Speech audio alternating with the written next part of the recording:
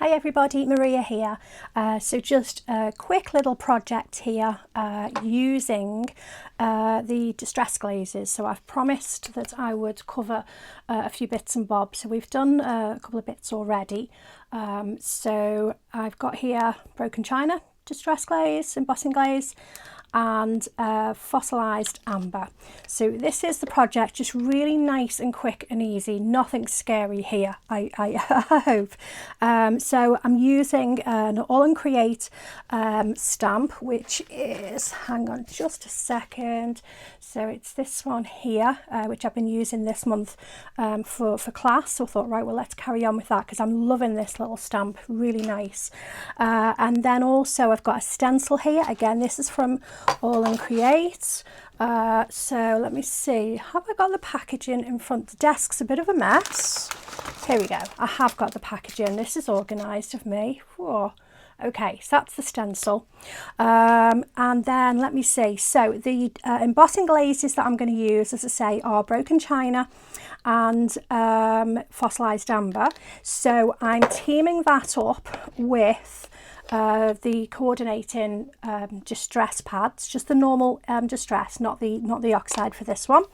I've got a little bit of brown, should I see fit to use it, going for gathered twigs for this one. Embossing pens, because we're going to use the embossing glaze. Let me show you my little birdie there. Can you see he's lovely and shiny? That's just with one coat as well. So that's quite nice. So also, if you notice, my little compass here is coloured, so we're going to do one of those as well to match. So embossing pens, these are the sort of the newer, they're not particularly new, but they're newer. These are the distress embossing pens, and these come in a set of two. So one's got a bullet nib and the other one has got a brush nib, so they're quite good. Having said that, look, if you've got you know, a Versamark pen, then that's going to do the job as well. These are double-ended. So don't feel that you've got to run out and buy those if you haven't got an embossing pen, some sort of brand. It's fine. So what else do we need?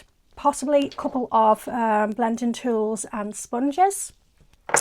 Stamping. So what I discovered with the using the pens a long time ago is that when you use these pens on your stamped image, my usual favourite ink, which is VersaFine, it can kind of bleed a little bit and you can pick it up onto the pen. So what I've done is, for this, because I'm going to use the pen, I've gone with Memento, which still gives a nice crisp stamped image, but it doesn't react with the pen. Okay. Having said that, when I have forgotten and I've just stamped in my VersaFine, it hasn't really caused a big problem. I mean, here I've got something on my desk that I've put down and not come back to just yet, which I will come back to. And you can see there on the beautiful poppy, this was actually VersaFine, and it did react a little bit, but actually the image is fine. It's not really, you know, a major problem.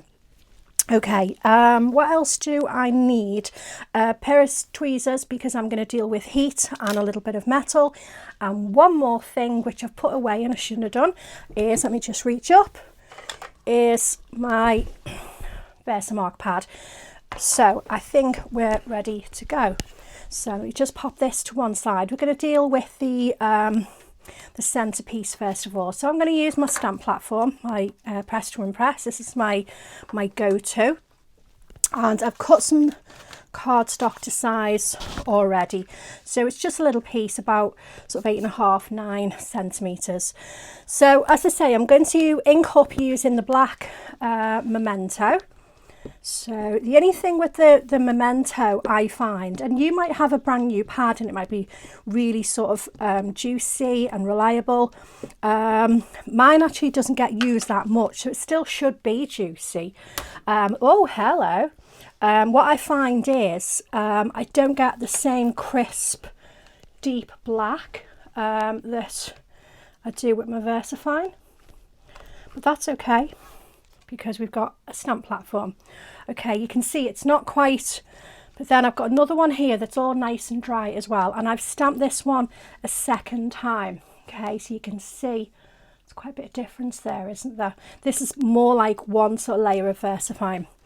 Okay, so I will make sure that's back in the corner, give it another layer, but I'm going to use the other one anyway, just because it's sat and it's plenty dry. Okay, let's just bring that across, and hopefully that's lined up. Like a press. Here we go. Okay, right, so as I say, I'm going to pop that to one side because this one's dry. Okay, it's lovely. I do like this. I think birds are fantastic for so many occasions. I mean, I'm a card maker. I don't really do sort of journaling and that sort of thing. I think mainly because I'm more of a functional crafter. I don't necessarily craft just for me. I craft because I need some cards, or, you know, the ladies that I teach want to learn how to do cards. Maybe if I had more spare time, I would get into sort of journaling and that sort of thing. I think it's a lovely sort of thing, but I haven't got to it. Right, okay, so this is ready to rock and roll. So I'm going to go with the bullet pen just because it doesn't make any difference on this image here, and I'm just going to colour in areas. I'm going to leave his eye as it is, and what I'm going to do is I'm colouring in, if you like, although this is clear, over kind of the entire bird. I'm not just sort of going in the bits that need colouring in, because then the whole of the bird will be nice and glossy then, you see. Okay, so, and it also makes the black jump out a lot more. So let's give this just a nice coat with the embossing pen. Now I could just do areas at a time,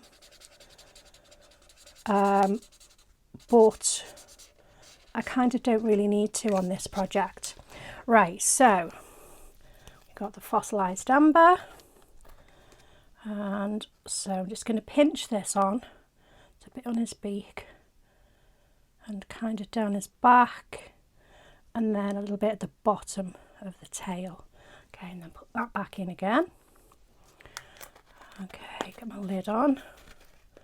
Oh, cross thread. Don't cross thread. I'll deal with that in a minute.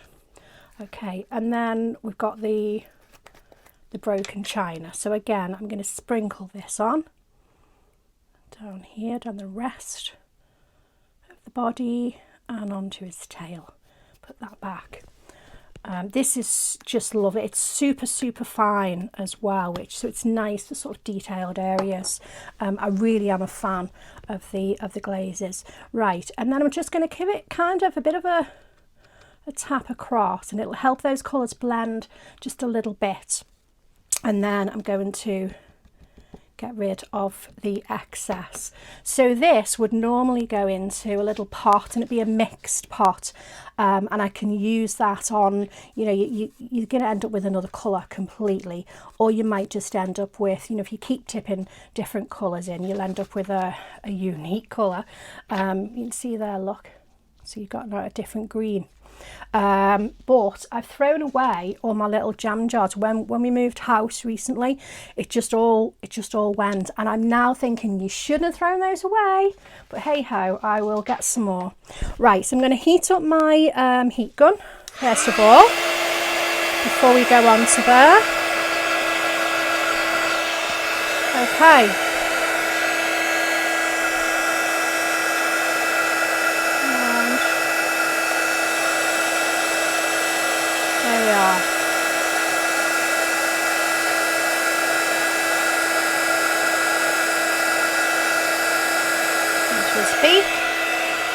Lovely. Okay, so you can see, I mean, that's really, let me hold that up a little bit so you can see how nice is that. Okay, a little bit mottled there. Now that's okay if you want the textury look, that's great, which that's how I've got it on the finished piece. But what we can do is put another little layer on, and let's see how sort of glassy that we can get it. It's down to the old sort of triple embossing thing again, isn't it? You know, the more layers you put on, the more glassy it's going to look. There we go. So just squidge that over. And then same again with the powders. So I'm just going to sprinkle those on quite sparingly, although, you know, I mean, these pots are going to go a long way. They really, oh, a little bit down his tail. Don't forget his tail. There we go. There is a lot in these pots. And again with the broken china. There we are. This is just a second layer just to make it a little bit glassy. So okay, that's plenty. And again, just give it a bit of a tap, and then we'll get rid of the excess. See, there's not a lot of sort of waste. Let me just go a little bit there. Let's put a bit on. I think I've missed it with the pen. See that? Not to worry. It's a second layer anyway. So again, I'm going to heat my tool up, my heat gun.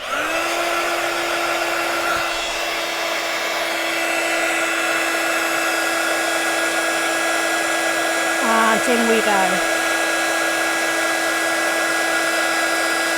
I'll just smooth my fingers.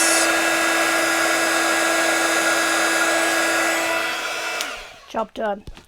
Okay, so now what you'll see is, look at that now, it's much glassier. Lovely, glassy, glossy look. And you've still got the beautiful colour as well. Okay, so I like that. And this is obviously going to work on lots and lots of different scraps. So let's get some clean paper. I reuse my paper. That's why you've got things there with half done projects on. Okay, so what can we do with this now? Well, we can do all sorts. Let's just coordinate with those lovely inks and get some ink on the go here. So just the regular Distress for today. Here we go. And let's get a blending tool. Let's change the pad. Okay, so let's just pick a little bit of that up, pop that over there. And I'm just going to bring it in from the edges. I'm going to worry too much about the old neatness on this because we're going to be stenciling over the top anyway. Okay. You could use your brushes if you prefer. You know, the new these type of brushes. It's just for quickness, so it can lay down more colour quickly. Today I'm using the applicators. There we go.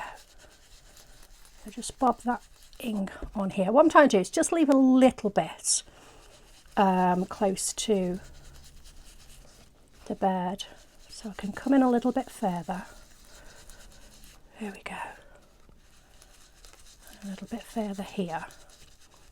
What I found with on the original was I came in too far here. Can you see? To me, this side here, where we've got that little bit of kind of light, it's just a little bit more attractive than this side where it, I mean, if that's the look that you're going for, then great. But I like to have a little bit of kind of, it's like illumination really, isn't it? So that's sort of what I'm wanting here. Right, so that's a bit of inking. Okay, we can do a bit of stenciling now. So where's that stencil gone? Here we go. So let's see, let's go with and I went with yellow on here, went with the fossilized amber. So let's just bring that in. Okay, change the tool, get some of the fossilized amber on my tool, and then let's just pop that on. And again, we just try and leave a little bit of white. Let's have a little look.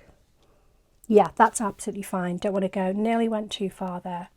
Okay, I'm happy with that. Okay, and then just to edge around, well, the edges, because we're edging. We're going to go with a little bit of gathered twigs. So again, if you want to use your brush, that's fine. I've got a tool close by, so that's what I'm using. There we go, just to give that a little bit of depth on the edges. There we go. Right, and this side as well.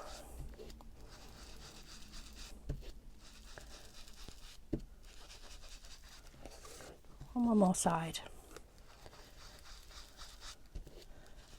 Okay,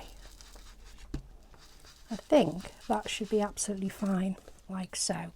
And then always my finishing trick, use my Sharpie. I like a bold black frame on a lot of my work. Here we go. Right, okay, that's that. The sort of the topper, if you like, that's that done. Okay, so I'm going to pop that to one side. So that's one thing that I've done with the glazes. So while the glazes are still about, let's have a little look here at the embellishment there. So I'm going to need my Versamark. Let's get a clean piece of paper. And I've got, now where's my tweezers? Okay, you need tweezers here because, you know, we're going to heat metal up. Now what I found with this is, depending on the different colours of the glazes, depends whether you're better using sort of white metal charms or embellishments or dark metal, because on here, if I show you this one here is quite... I'm still struggling with my new setup with my light, and I'm looking out for another new lamp that's going to be really, really strong for the other side of me. But that's like a really deep sort of green colour, which is really, really nice. But it's actually the same colour glaze, okay, as that one there. But I think the deep red, like the fired brick or the rusty hinge, will be really rich and gorgeous looking on the darker, the sort of coppery colour embellishments. So this is what we've got here. This is what we're going to go for. Right, so I'm going to take the lid off my glaze. Because this is only diddy, I can actually dip into the pot here. So I'm just pressing my my charm onto the Versamark. Give it a good press, you can get in all the little nooks and crannies, okay? And then we're going to just literally dip that in and pick up lots of the glaze. Let's move that out of the way. Okay, and then let's get the heat gun again. I'm going to put the glaze to one side so we don't have any incidents, and I'm just so this stays still for the moment, just going to hold that down. Okay. And just heat. Okay. Lovely. Now, if you're very quick, what you can do is actually take your piece without any more Versamark, and you can dip it straight directly back into the glazing and get another layer. But again, you know, this is going to be quite hot. Please, please, please, you know, you're far better just leave this, let it sit for a minute. I'm going to have a little feel, because also not only have you got hot metal here, you've got molten plastic, which is what all embossing powders actually is, and they can give you a really nice juicy burn. They can, so don't stick your finger in that too soon. I'm quite used to doing this, so that's fine. That's cool enough now for me to pick back up. So that's one layer. I mean, already you can see from I can feel the heat from that behind the charm. It's nice, isn't it? It is quite nice. So we'll just give it one more layer, just because we can. Here we go.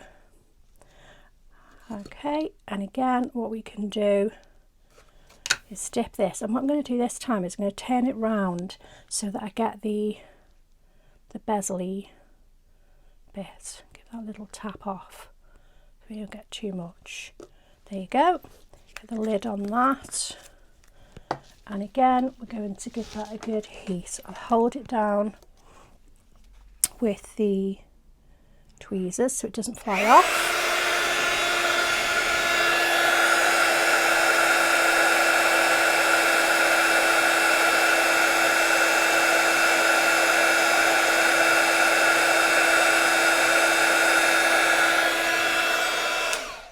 There we go. So that is a second go. Let's see if we can get in without me picking it up.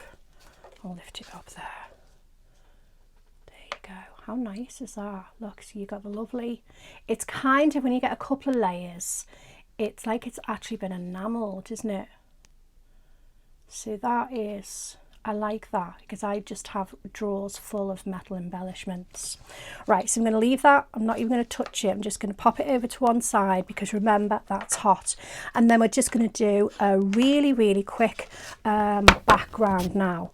So I've got a piece of card. This is just a stamping card. I use a lot of recycled card. I quite like that. So 14 centimeters square because it's going to go on a 6-inch or a 15 centimeter card blank. Now my stencil, if you remember, when we did this little piece here, we did a little bit of stenciling, so I've still actually also got ink on the stencil here. So all I actually did, I'm going to bring in a dirty piece again, okay, because that's going to be okay to use. And I'm simply going to top that ink up. So in the middle I've got a bit of a blank bit, although you won't see the middle anyway actually. And then I'm going to, and all I'm doing is actually loading ink onto the stencil itself, because my favourite backgrounds tend to be the cleaning up your stencil parts. There we go. Right, okay, I think there should be plenty on there. Okay, so it's all loaded up. So I'm going to take my water and give that a good, there should be plenty, and then I'll take my piece of card and just pop that straight over the top and give it a press. So I'm going to take my mucky cloth and give that a press. Go. Let's have a look. Oh yeah, nice. So there we go. So there's the first layer of the background. There's still plenty of ink on there actually, but that's all good. So let me just put that to dry for a second, and I'm going to dry the stencil off. Okay, and we're going to just add a little bit more stenciling on that piece. Right, so it's not very wet that, but I will give it just a little blast.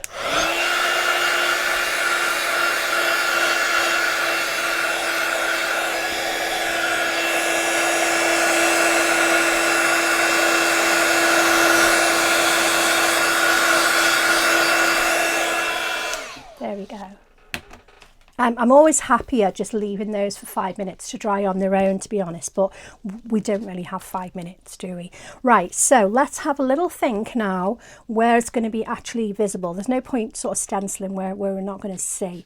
So if this is going to go sort of in the middle, so up around here and down here they're going to be good areas. So and I like this, the big areas here, these big hexagons. Here we go. Let's pop that there. So I need my blending tool and my broken china, and I'm just going to pop some of that down there. Let's have a look. Oh yeah. Oh, I don't like that empty bit, so I'm just going to reposition and just look. Yeah, okay, and then a little bit down here as well. There we go. Let's see. Yeah, that's quite nice. Now let's have a little look again. I do fancy a little bit of yellow. just because we can. This is the bit where it's really purely down to your personal taste. It's a case of stop when you're happy with what you've got. But remember, you know, keep having a little look and see what have you got going on. What can you see? Actually, that's nice. Offset, because I can see down here as well. I might do that with this one. So in which case, I only want a very small. I don't want to cover those lovely honeycombs down there. So let's just get a little bit there and just a small amount down here. Let's have a look. Yeah, I think I'm happy with that. So again, where's my little topper gone? It's right in front of me. There we go. And I'm good. Yeah. Okay, I'm happy with that. I like that. Right, so let's give this an edge again with my Sharpie. So it's just really super quick background. I like building up layer after layer after layer after layer, but it can be a little bit daunting. I mean, I understand that, I really do. So if we've got a project where we can do something like this, and literally that's 2, you know, tiny little layers, it's bite size, it's achievable, and hopefully it's not scary. Right, so here we go. That's what we've got. Yeah, I do definitely want that over there so I can see this here. I really like that. So what have we got? We're ready to put this together now. So I've got some string here. Let's have a bit of string.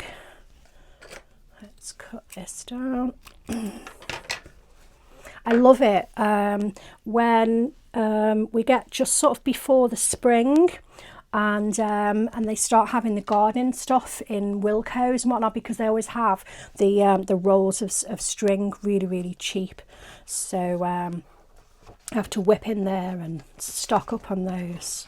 Although I won't be doing that this year because I'm still staying safe at home. Here we go.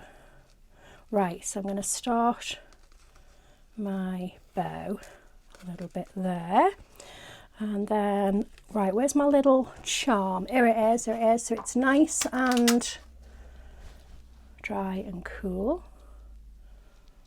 I do like that. Isn't the colour fabulous? I love that, really love it. It's going to give all your charms just another completely new kind of, it's that side I want it, isn't it? A new lease of life, I think. So hopefully we'll get some more colours of the glazes as well, because we've just got 15 colours of those at the moment. I wouldn't say I'd buy the whole collection like with the ink pads, but I definitely would like a bright pink, like the picked raspberry. I think would be absolutely gorgeous, wouldn't it? And maybe another blue. I'm looking on the shelf and I'm seeing where's the gaps, and we want a purple as well. So yeah, those would be really nice. Okay, that's on there. Let's just move this like so. Okay, happy with that. Right, so we need some pads on here to stick this down.